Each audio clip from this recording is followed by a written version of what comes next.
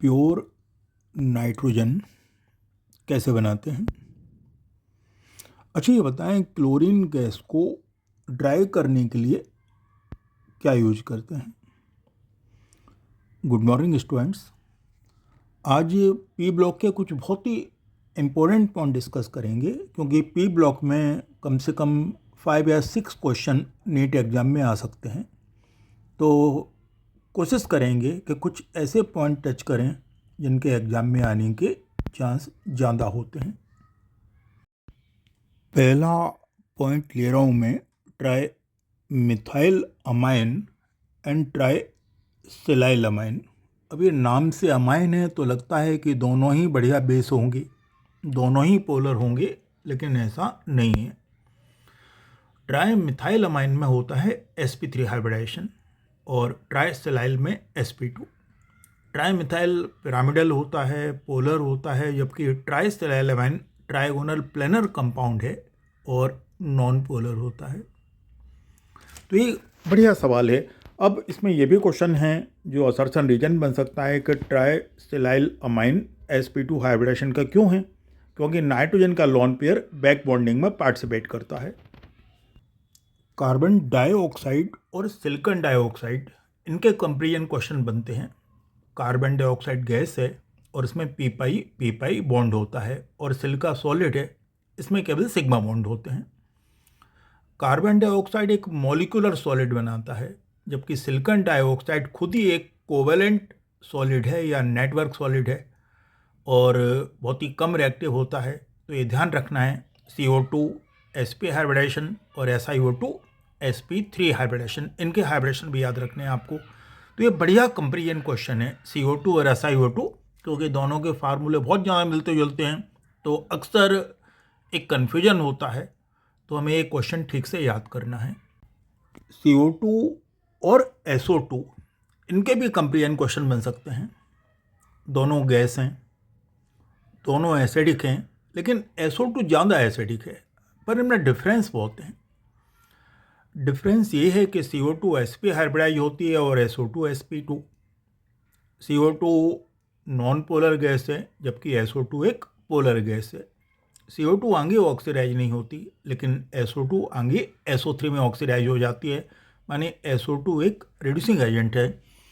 अब एक मज़ेदार बात यह है कि दोनों ही लाइम वाटर को मिल्की कर देती हैं। CO2 और SO2 दोनों लाइम वाटर को मिल्की कर देती हैं, लेकिन SO2 में खास बात है कि वो रिड्यूसिंग होती है, तो एसिडिफाइड K2Cr2O7 पेपर को ग्रीन कर देती है वो रिडक्शन करके। ये ध्यान रखना इंपॉर्टेंट पॉइंट है कि SO2 gas can turn acidified K2Cr2O7 paper green because of its reducing nature. CO2 तो आपको मालूम है, लेकिन SO2 गैस जो होती है वो सल्फाइड आयन से बनती है। जब सल्फाइड आयन पर डाइल्यूट H2SO4 की रिएक्शन होती है, तो जब भी किसी भी सल्फाइड कंपाउंड को डाइल्यूट H2SO4 से डिकम्पोज करते हैं तो SO2 गैस रिलीज होती है, जो कि एक बैड स्मेल वाली गैस है। कार्बन मोनोऑक्साइड और नाइट्रोजन मोनोऑक्साइड, इनके कंपेरिजन क्वेश्चन भी बन सकते हैं। ये दोनों ही न्यूट्रल गैसेस हैं, ध्यान रखना है, दोनों न्यूट्रल गैसेस हैं। कार्बन मोनोऑक्साइड में 14 इलेक्ट्रॉन होते हैं और बॉन्ड ऑर्डर होता है 3, जबकि नाइट्रोजन मोनोऑक्साइड का बॉन्ड ऑर्डर 2.5 होता है। बाय मिस्टेक 2 लिखा है, लेकिन 2.5 होता है। कार्बन मोनोऑक्साइड एक डायमैग्नेटिक गैस है, जबकि नाइट्रोजन मोनोऑक्साइड एक पैरामैग्नेटिक गैस है, क्योंकि इसमें एक अनपेयर्ड इलेक्ट्रॉन होता है। अब कार्बन मोनोऑक्साइड और नाइट्रोजन मोनोऑक्साइड दोनों ही आगे ऑक्सीडाइज हो जाती हैं और CO2 और NO2 में चेंज हो जाती हैं। NO2 एक ब्राउन कलर की गैस है, तो CO ऑक्सीडाइज होती है CO2 में, जो कलरलेस है, जबकि NO ऑक्सीडाइज होती है NO2 में, जो कि एक कलर्ड गैस है। और NO और NO2 दोनों गैस पैरामैग्नेटिक होते हैं, ये भी ध्यान रखना हमें। तो CO और NO के भी कुछ कंपैरेटिव पॉइंट हम बना सकते हैं, और इन कंपैरेटिव पॉइंट पर कुछ अच्छे क्वेश्चन हम सोच सकते हैं। आप भी कोई क्वेश्चन सोचें जो इन दोनों की प्रॉपर्टी से मिलता जुलता हो, और कमेंट बॉक्स में उस क्वेश्चन को ज़रूर लिखें या बताएं, और आगे इनके बारे में आप क्या जानना चाहते हैं। NO गैस या nitric oxide gas supersonic jet engine, उनके एग्जॉस्ट फ्यूम में होती है और ओजोन लेयर को डिस्ट्रॉय करती है। अब कुछ बातें करते हैं सिलिकॉन्स की। ये सिलिकॉन्स बड़े काम की चीज़ है। तो linear silicate, branch and silicate ये अक्सर पूछे जाते हैं। तो लीनियर सिलिकेट बनाने के लिए हम यूज करते हैं die alkyl silico dichloride R2SiCl2। लेकिन अगर ब्रांच एंड सिलिकॉन या 3D सिलिकॉन्स बनाने हैं तो RSiCl3 माने mono alkyl silico trichloride use करते हैं। ये फार्मूले ठीक से याद करने अक्सर पूछे जाते हैं। एक और कंपाउंड है ट्राई एल्काइल सिलिको मोनोक्लोराइड। इस कंपाउंड को यूज करते हैं सिलिकॉन की कार्बन चेन को कंट्रोल करने के लिए। सिलिकॉन्स डेली लाइफ में काफ़ी इंपॉर्टेंट कंपाउंड हैं क्योंकि इनमें स्पेशल प्रॉपर्टी होती हैं, जैसे थर्मोस्टेबल होते हैं, केमिकली इनर्ट होते हैं, वाटर रिपेलेंट होते हैं। बहुत सारे डेली लाइफ की चीज़ों में आपको इनको देखा होगा जहाँ ये सिलिकॉन्स यूज किए जाते हैं, जैसे योगा मैट बनाने में या ब्रश बनाने में या ग्लोव्स बनाने में यूज करते हैं। एक और इम्पोर्टेंट टॉपिक है जिस पर सवाल बनते ही बनते हैं, अक्सर आते हैं और इसको आपको बहुत ध्यान से याद करना है, और वो हैं hydride compound. Hydride compound of group 15, 16, 17। तो ग्रुप 15 के हाइड्राइड हैं। सबसे पहले इनकी बात करते हैं तो इनके मेल्टिंग पॉइंट का ऑर्डर होता है अमोनिया नंबर 1 पर है, जबकि बॉइलिंग पॉइंट में BiH3 नंबर 1 पर है। तो सीक्वेंस ठीक से याद कर लेना है। 16 ग्रुप में मेल्टिंग पॉइंट बॉइलिंग पॉइंट दोनों का ऑर्डर सेम होता है, water, then hydrogen telluride, then hydrogen selenide, और सबसे कम होता है H2S का। तो ये सबसे ज़्यादा वॉलेटाइल कंपाउंड है इसका। 17 ग्रुप में मेल्टिंग पॉइंट Hi का सबसे ज़्यादा होता है और बॉइलिंग पॉइंट HF का। ये सीक्वेंस मेल्टिंग पॉइंट में Hi ग्रेटर देन HF है और बॉइलिंग पॉइंट में HF ग्रेटर देन HI है। HBr और HCl लास्ट में आने हैं दोनों में। एक और सवाल है वाटर, HF, अमोनिया और मेथेन, इनमें सबसे ज़्यादा बॉइलिंग पॉइंट वाटर का होता है, नंबर 2 HF है। हीटिंग इफेक्ट, इनके क्वेश्चन भी बन सकते हैं। डिफरेंट कंपाउंड हैं जिनका हीटिंग इफेक्ट काफ़ी इंपॉर्टेंट माना जाता है। तो कुछ कंपाउंड हम देखेंगे, ऐसे कौन से कंपाउंड हैं, जैसे बोरिक एसिड।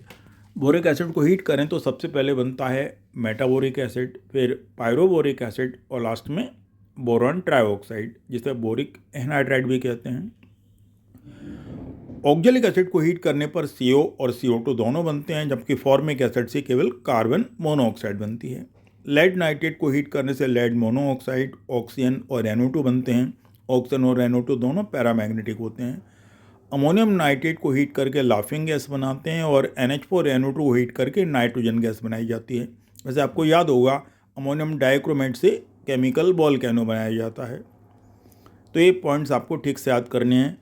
कुछ गैसेस एलिमेंट्स हैं या गैसेस कंपाउंड हैं जिन पर अक्सर क्वेश्चन आए हुए हैं P ब्लॉक के, और उन क्वेश्चन को देखते हैं। जैसे लाफिंग गैस, लाफिंग गैस का फार्मूला होता है N2O, अमोनियम नाइट्रेट से बनाते हैं। ये लीनियर मॉलिक्यूल होता है, न्यूट्रल गैस है, वाटर इनसॉल्युबल होती है। दूसरा टीयर गैस, टीयर गैस का फार्मूला है CCl3NO2, जो क्लोरोफॉर्म के ऑक्सीडेशन से बनती है। बार गैस या मस्टर्ड गैस भी अक्सर आती है। ये ईथेन और सल्फर मोनोक्लोराइड से बनाई जाती है। तो इसका फार्मूला था C2H4Cl2S। ये फार्मूले ठीक से याद करना है। एग्जाम में आपको पैरामैग्नेटिक गैसेस वाला क्वेश्चन अक्सर ही आ जाता है। तो O2, NO, NO2 और ClO2 ये सभी पैरामैग्नेटिक गैसेस हैं। इनमें सिर्फ O2 इवन नंबर इलेक्ट्रॉन वाली होती है। कुछ इम्पोर्टेंट प्रोसेसेस भी हैं जिनको याद करने से हमें फ़ायदा हो सकता है। जैसे प्योर नाइट्रोजन बनाने के लिए सोडियम अजाइड या बेरियम अजाइड को हीट करते हैं और इनको हीट करने पर प्योर नाइट्रोजन बनती है, साथ में मेटल बनती है, जैसे सोडियम या बेरियम बनेगा। डीकन प्रोसेस क्लोरीन गैस के लिए यूज करते हैं, जिसमें HCl को ऑक्सीडाइज करते हैं। ओस्टवाल्ड प्रोसेस नाइट्रिक एसिड का मैन्युफैक्चर करने के लिए होती है, और कॉन्टैक्ट प्रोसेस होती है H2SO4 के लिए, जिसमें प्लेटिनम या बेनेडियम पेंटाऑक्साइड को यूज करते हैं एज ए कैटलिस्ट। और हेबर प्रोसेस होती है अमोनिया। इस तरह इंडस्ट्रियल प्रोसेस इंपॉर्टेंट हैं, उस तरह लेबोरेटरी प्रोसेस पर भी बढ़िया ऑब्जेक्टिव क्रिएट हो सकते हैं। और कुछ लेबोरेटरी प्रोसेस पर भी हम ध्यान देने वाले हैं। जैसे क्लोरीन को अगर लैब में बनाना है तो HCl को ऑक्सीडाइज करेंगे with the help of MnO2, तो MnO2 की हेल्प में ऑक्सीडाइज कर देंगे। और अगर हमें ऑक्सीजन गैस बनानी है तो पोटेशियम क्लोराइड को हीट करते हैं और इसको भी MnO2 के प्रेजेंस में हीट करते हैं। नाइट्रोजन गैस को बनाने के लिए अमोनियम नाइट्राइट NH4NO2 लेते हैं या फिर सोडियम नाइट्राइट और अमोनियम क्लोराइड का मिक्सचर यूज करते हैं। डायरेक्ट NH4NO2 भी ले सकते हैं। और कार्बन मोनोऑक्साइड अगर बनानी है तो